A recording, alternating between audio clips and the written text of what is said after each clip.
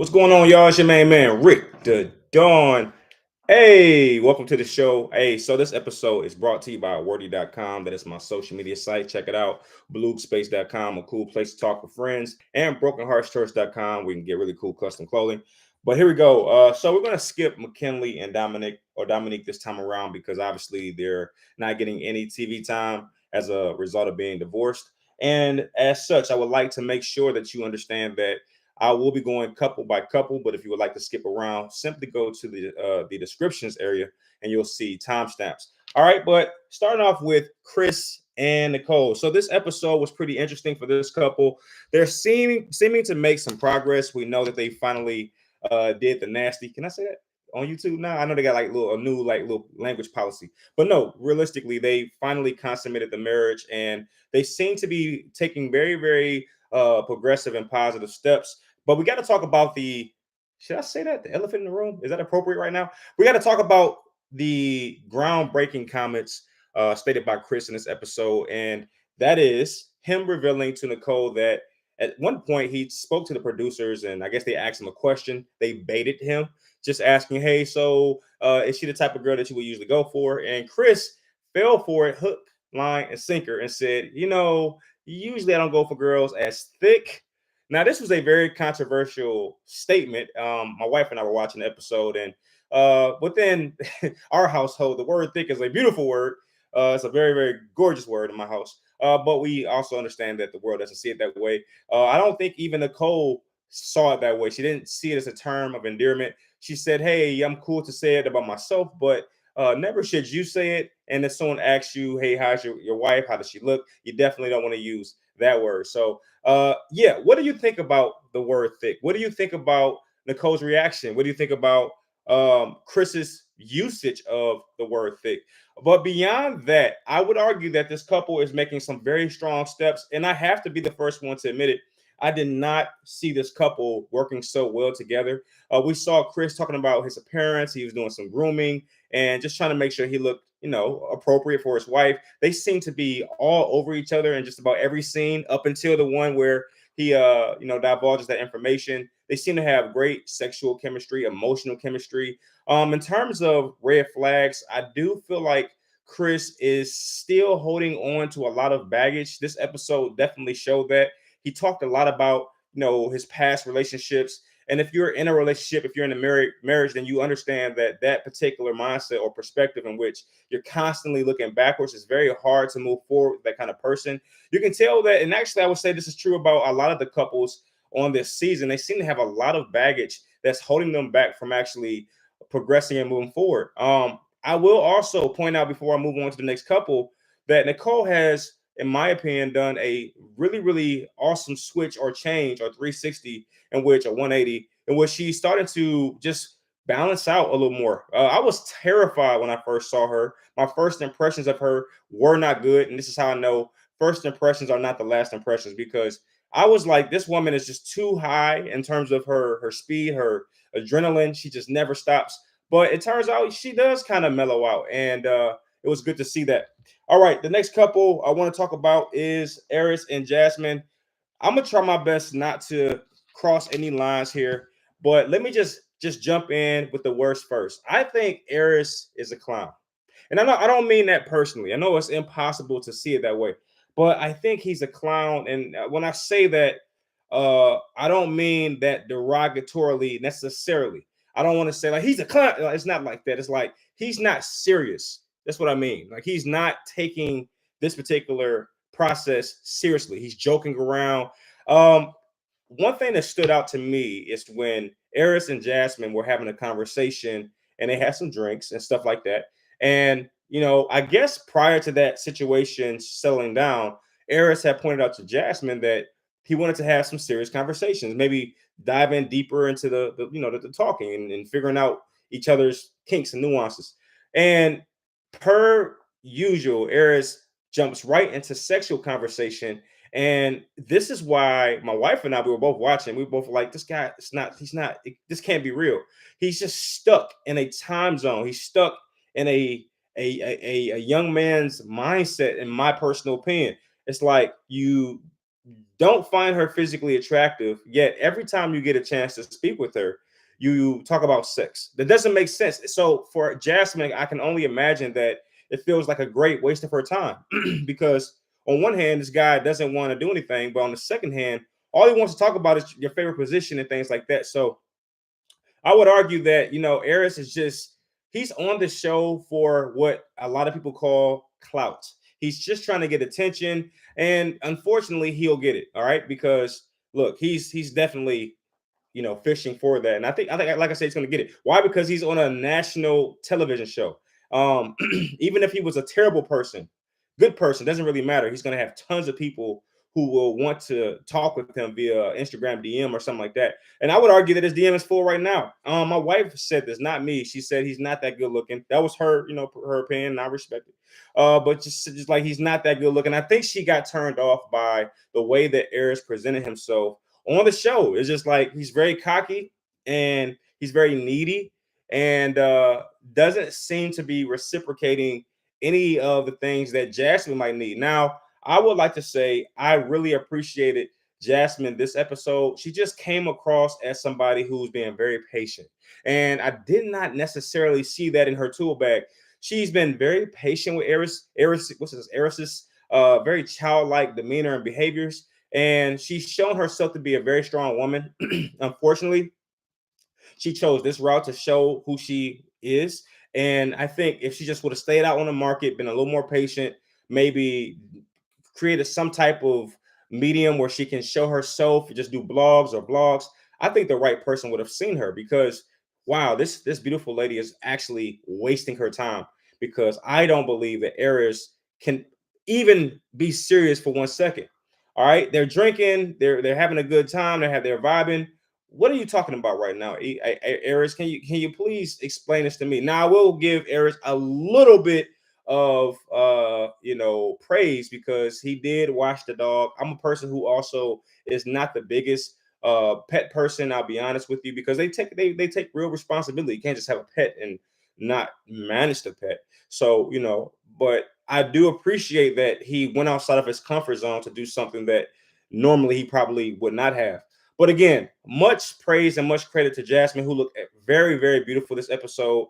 And like I said, it's just really a shame that she may waste her potential here because look, everybody keeps or has baggage. She did divulge that she's been in love 3 times. And I think she's been in love more than that. But I think Airris started to put the pressure on her, basically saying, hey, have you been in love for like 5 times? So that was a big number. And I think she by force had to go under that number. And of course, Airris did what he always does, basically says, hey, I've never been in love. He did show a little bit of vulnerability when he talked about a woman he was almost in love with, and she basically broke things off before he fell in love. And I'm going to go ahead and just call BS on that. He definitely fell in love with whoever this mystery woman was, and as a result, he's been hurt. And I would argue that this is some kind of blockage that's stopping him from really falling in love with Jasmine. Again, this episode certainly showed that a lot of these guys and these ladies have a lot of baggage that's stopping and stunting their growth.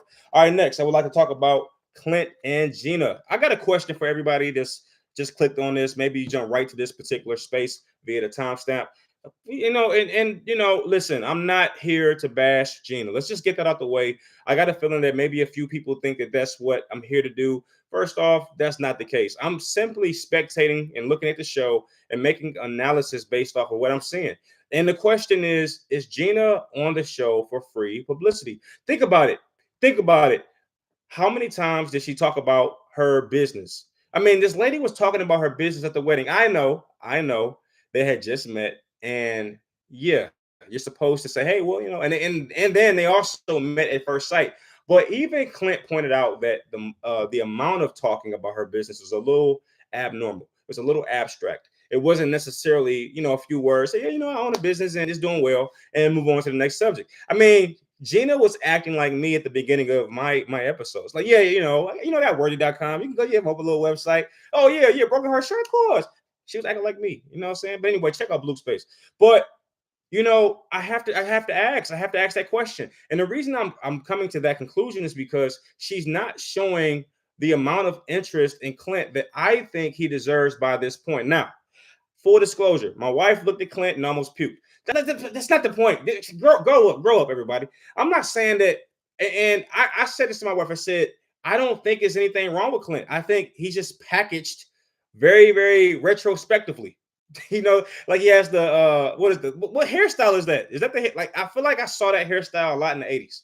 And I just think he needs to be renewed and rebooted. You ever seen a movie that's like really old? Like this is a good movie, but it's just so outdated. And I think the same is true about Clint. He's a sailor, and he's in good shape. He has the beard, he has the machismo thing going on. I think this guy is in dire need of a stylist. Oh my gosh. He says he's well off. He says he's doing very well. I think he should invest in a stylist. I wish someone could send this to Clint. Say, Clint, you're the man, Clint. You just need a stylist, bro. And I'm saying that with love because I think Clint is a catch. I didn't think so at first. And I'm not one that's extremely offended by what he said about, slender. That's not something I care about because I feel like Gina pushed him into that space. But I will be honest with you. I think Clint's a great catch. And I think Gina's on the show for free publicity. Look, Clint took her parasailing. Then he took her to a rodeo show. And they were drinking. They was drinking and they were vibing. Did you see the connection between those two while those events were taking place? And still, Gina would not crack. She would not give him a kiss, for crying out loud. I don't know any woman who can go on a sailing trip on the freaking waters, oceans, lakes, seas, and still keep that hard mug face. And then go to a rodeo where the drinks are flowing, everybody's having a good time, there's smiles all over the place. And then when it's done, just walks away. It's like, all right, well, thank you. I'm like, this is a woman who has no intention of being in a relationship with this guy or maybe anyone. Now, I know her defense is going to be, he already crossed me. He said some disrespectful things. But how narcissistic is that when you began the name calling first? You called him a ginger, which is not a term of endearment. He already said that. Well, we said it a lot in the hair industry. Well, so what? He's the person you're talking about. He should be the one to say whether or not he approves of that term. And he said he did not. In the same way that Gina says that she doesn't approve of the word slender or what have you.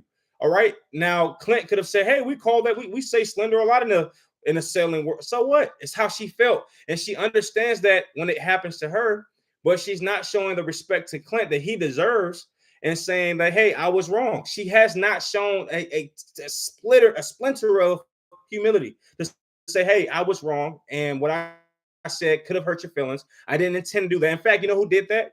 Clint did that. So I just really am not a big fan of Gina. I think she's on the show for publicity. Not a bad move from entrepreneur to entrepreneur. Not a bad move at all. A different, greatly committed, I would argue. And also, you're potentially ruining somebody else's life. Like I said, people keep track of what a person has in terms of their baggage. When Clint meets a new person, now he has to say, hey, I'm an ex this, I had an ex what. Now that's more baggage, more pain, more stress for the next person to unravel. So I'm just not a big fan of Gina. I think that she's in it for the wrong reasons. She would not admit to that, but I wouldn't expect her to because she just doesn't seem like a truthful person to me. Again, I'm just reading between the lines. The guy deserved at least a hug. I didn't even see that. And that tells me she's already checked out. She's in it for the wrong reasons. Sorry. And Clint has been doing a decent job. I'm the first person. Go watch my episode 1, 2, or 3 reactions. I was one of the first people to jump down Clint's back and saying, hey, you're wrong here. You did this wrong. You're this, you're that, you're corny, blah, blah, blah. But I'm telling you right now, he is showing me so many levels of himself and proving to me that he's more than this or that. And he went to her salon. Okay. And he went to her salon, Solar Salon, I believe it's called Solar. And he went there and he gelled very well with the friends. Now, what the cameras can't pick up is what I picked up. What I picked up is all of her technicians, they had this look in their face like they already heard about who Clint was, like as if his reputation preceded him. I can tell when I walk into a place and somebody's been talking about me before I got there. I can just tell, like, that smile is fake. Oh, yeah, you smiling for no reason. I didn't even say anything.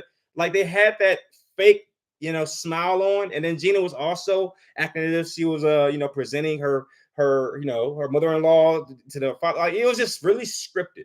I noticed.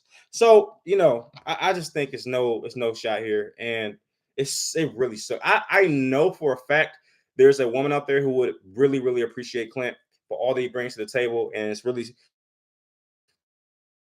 terrible that he won't ever get that right now. I'll say not ever. I'll say he won't get that right now. The next couple I want to talk about is Shaquille and Kirsten. I don't know if you can tell, but this couple has been pulling me left and right. I've been team Shaquille and I'm team Kirsten, and that's probably a good thing. And to me, I think it shows that this couple is very balanced. This episode, I am team Kirsten. Okay. And it's not that Shaquille did anything wrong.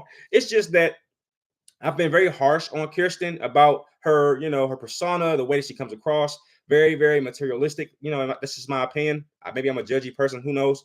But this episode showed me so much more to Kirsten's personality, and it showed that she is not in this for the wrong reasons. Why? Because she finally started to, open up. Even Shaquille showed some frustration with her not opening up and not divulging her personal secrets. Now, she did have a moment like that in this episode where she said, "Hey, there's a lot I would like to tell you, blah, blah, blah. I have a lot of skeletons or whatever." And then when he asked, "Okay, so well, tell me what they are," she said, "Well, I don't have that much to tell you." So I know that had to be very, very frustrating, but I'm just happy to hear Kirsten say it one time, like, "Hey, there is a lot more to me." I was happy to hear that. Now, Shaquille did invite his young guys over to talk with his wife. To me, call me old fashioned, but Shaquille has to brush up on a few things. You don't invite, and I know I'm going to be on an island about this when I say this. I know a lot of people will not agree, but that's okay. If you can't tell by now, I'm okay with being on an island because, after all, I'm on an island. Okay, check it. So I wasn't a big fan of Shaquille bringing his friends over to see his wife.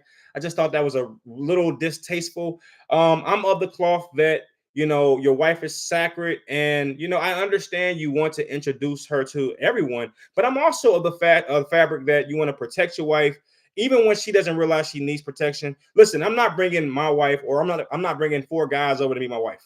If that makes any sense, call me jealous. So what, call me old fashioned, I don't care. Four guys are not walking in my house at any point in foreverdom and coming to me, my wife. I don't care if I just met her. Okay, like, nah, this is my wife. I'll send you a picture, and I might not even do that. How about that? Okay, I'll send. Look, figure it out. But I'm not letting you come into my house and meet my wife. No, thank you. And of course, they did exactly what man should do, because I've been that age before, and they were all starstruck, they were all love bitten, love struck, and I can tell. I knew it. I said, yeah. And even one of the guys broke character. He wasn't supposed to say what he said. He said, "You're very beautiful." I was like, "Oh, see, that's why you don't do it. That's why you don't do it. You keep your woman away from life." It's the same thing in reverse. If you just met a guy, you don't bring your four girlfriends over. I don't know. Maybe be everybody different. Some people are more secure than me. I admit that, but I wouldn't do it. But anyway, I was happy to see Shaquille give. I'm sorry, give. I was happy to see Kirsten give Shaquille a chance. They alluded to and made it appear as if they had finally consummated the marriage. I'm not sure if that happened. They didn't confirm it, but you could make the argument that took place. They were both in their bathrobes. They'll be being a little more touchy feely than they have been the entire season. And also, I would argue that this was the episode where Kirsten finally started to like Shaquille.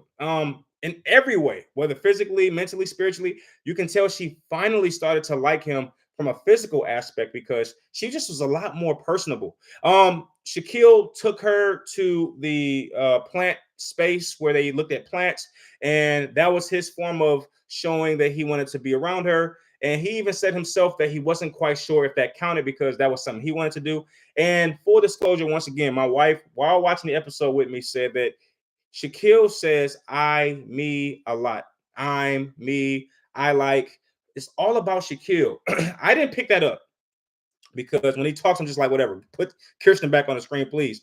But she picked that up, and once she said it, I started to listen to the way he spoke, and it was really interesting. He does talk about himself quite often, and I think from my wife's perspective, or a woman's perspective, she just thought to herself, like, when does the woman get a chance to jump in and say anything at all?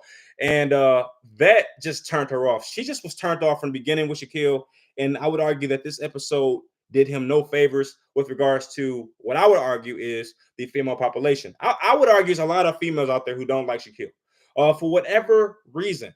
But again, I don't think he's a bad guy at all. I think he's a pretty decent guy.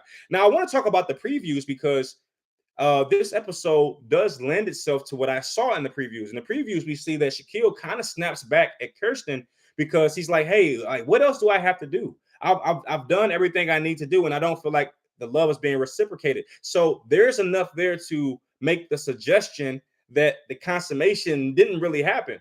And he looks to be pretty frustrated because she just seems to be someone where you get it right here, but then she turns. It's like a moving goalpost. You think you finally figured out Kirsten, and now everything has changed. And like I said, I still feel that way about her. But overall, I should say, overall, I feel that way about her. But in this episode, I was happy to see that she's less like that than I thought. She just showed like the ability to be selfless, if that makes sense. But that's pretty much what I picked up from this episode. I think next episode is going to be pretty interesting.